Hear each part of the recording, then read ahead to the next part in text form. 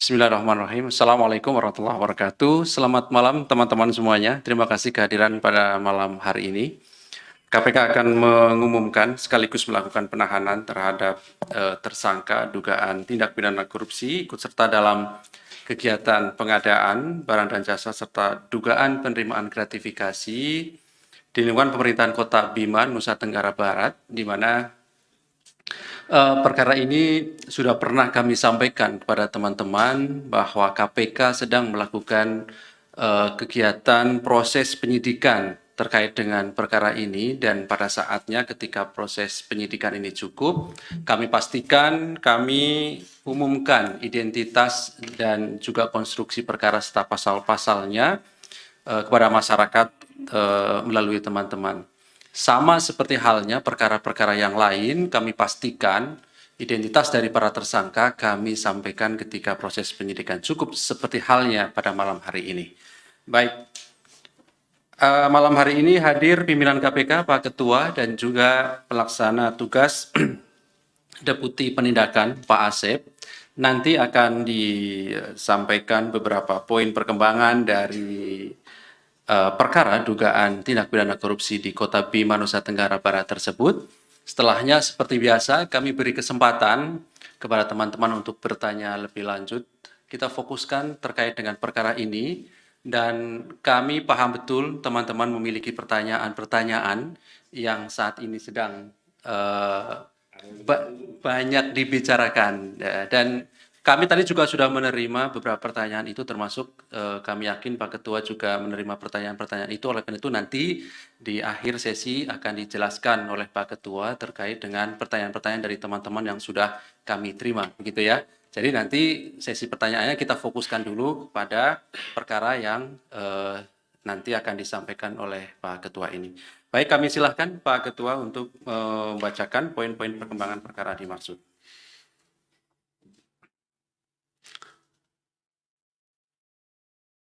Assalamualaikum warahmatullahi wabarakatuh. Salam sejahtera untuk kita semua. Om Swastiastu, Salam, Namo Buddhaya, Salam Kebajikan. Yang saya hormati rekan-rekan media dan jurnalistik, serta segenap anak bangsa dimanapun berada. Tentu malam hari ini adalah malam kebahagiaan kita bersama, karena hari ini adalah tanggal 5 Oktober 2023. Tentu tadi saya hadir di upacara HUT TNI ke-78. Nah, dalam kesempatan itu tentu kami, pimpinan dan segenap insan KPK, ingin mengucapkan selamat ulang tahun kepada TNI yang ke-78.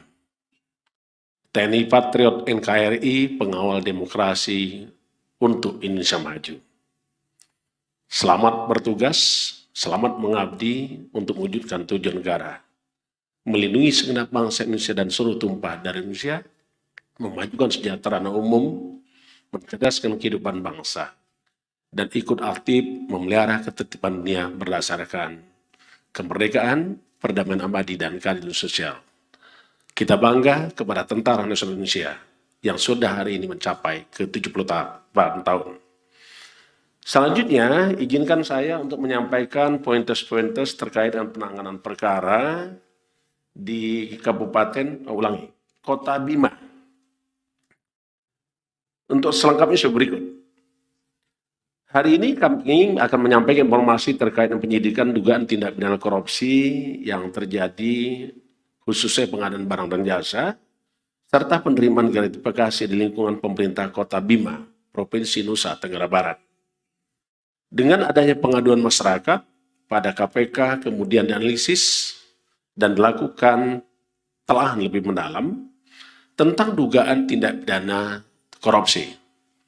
Setelah KPK menemukan adanya suatu peristiwa tindak pidana korupsi, maka kami lakukan penyidikan, dan hari ini kami menyampaikan kepada rekan-rekan semua atas kerja-kerja KPK.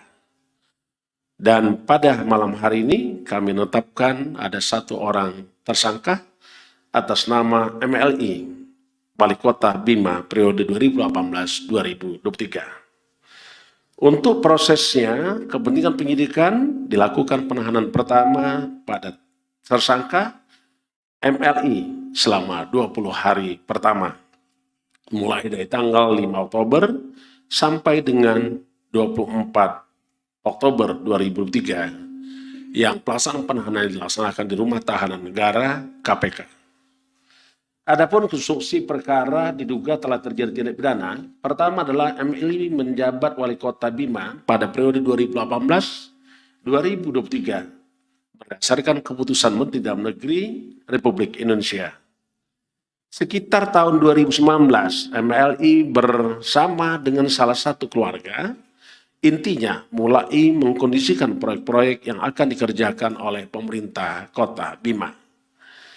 Tahap awal pengkondisian dengan meminta dokumen berbagai proyek yang akan dikerjakan di berbagai dinas kabupaten kota Bima, antara lain Dinas Pekerjaan Umum dan Penataan Ruang dan Badan Penanggulangan Bencana Daerah pemerintah kota Bima.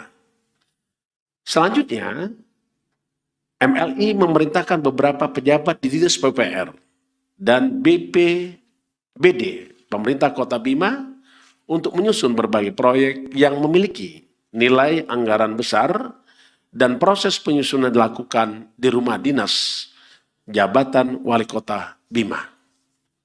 Nilai proyek di Dinas PUPR dan BPBD Pemkot Bima untuk anggaran tahun 2019-2020 mencapai puluhan miliar rupiah. Kemudian MLI secara sepihak langsung menentukan para kontraktor yang siap, ready untuk dimenangkan dalam pekerjaan proyek-proyek dimaksud. Proses lelang tetap berjalan sebagaimana mestinya, akan tetapi hanya sebagai formalitas semata. Dan faktualnya para pemenang lelang tidak memenuhi kualifikasi persyaratan sebagaimana ketentuan. Atas pengkondisian tersebut, MLI menerima setoran uang dari para kontraktor yang dimenangkan dengan jumlah hingga mencapai 8,6 miliar rupiah. Di antaranya, proyek pelebaran jalan Nungga Toloweri, pengadaan listrik dan penerangan jalan umum perumahan Woipo. Teknis penyetoran uangnya melalui transfer rekening bank atas nama orang-orang kepercayaan MLI, termasuk anggota keluarganya. Ditemukan pula adanya penerimaan gratifikasi oleh MLI, di antaranya dalam bentuk uang dari pihak-pihak lainnya, dan tim penyidik tentu terus akan melakukan pendalaman atas hal tersebut. Tersangka disangkakan melanggar pasal 12 huruf I dan atau pasal 12 huruf B besar Undang-Undang Indonesia nomor 31 tahun 1999 tentang pemberantasan tindak pidana korupsi sebagaimana telah diubah dengan Undang-Undang nomor 20 tahun 2001 tentang perubahan atas Undang-Undang Republik Indonesia nomor 31 tahun 1999 tentang pemberantasan tindak pidana korupsi. Saya kira demikian yang ingin kami sampaikan. Terima kasih kepada rekan-rekan semua.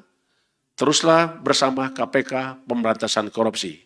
Atas kerja keras rekan-rekan insan KPK dan dukungan masyarakat kepada KPK, tentulah kami menyampaikan apresiasi dan penghargaan setinggi-tingginya. Terima kasih. Saya wassalamualaikum warahmatullahi wabarakatuh. Terima kasih Pak Ketua yang sudah menyampaikan dan mengumumkan satu orang sebagai tersangka, yaitu Wali Kota Bima periode 2018-2023, dan kemudian dilakukan penahanan untuk 20 hari pertama sampai nanti 24 Oktober 2023 di rutan KPK. Baik, berikutnya kami silahkan teman-teman untuk bertanya. Kalau ada pertanyaan terkait dengan perkara ini, kita fokuskan terkait dengan perkara di Kota Bima ini lebih dahulu. Silakan. Ya, silakan. Satu, ada sebelah kiri saya. Oke, satu dulu, silakan. Mas Chandra. Ya, mau nanya, ini kan tadi tersangkanya diumumin cuma satu. Apakah memang cuma dia doang tersangkanya atau ada pihak lain yang memang belum diumumkan gitu? Terus tadi kan dibilang kalau keluarganya tersangka ini ikut membantu menerima penerimaan uang-uang yang harusnya nggak diterima. Nah, istri Pak Walcott ini kan beberapa kali diperiksa dalam kasus ini. Nah, ini keterlibatan dia gimana, Pak? Apakah memang dia calon tersangka atau memang dia tersangka yang belum diumumkan aja ini?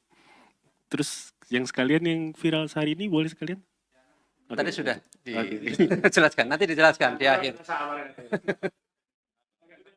Ada lagi, silakan terkait dengan penanganan perkara lebih dahulu ya. Ada lagi? Udah cukup ya?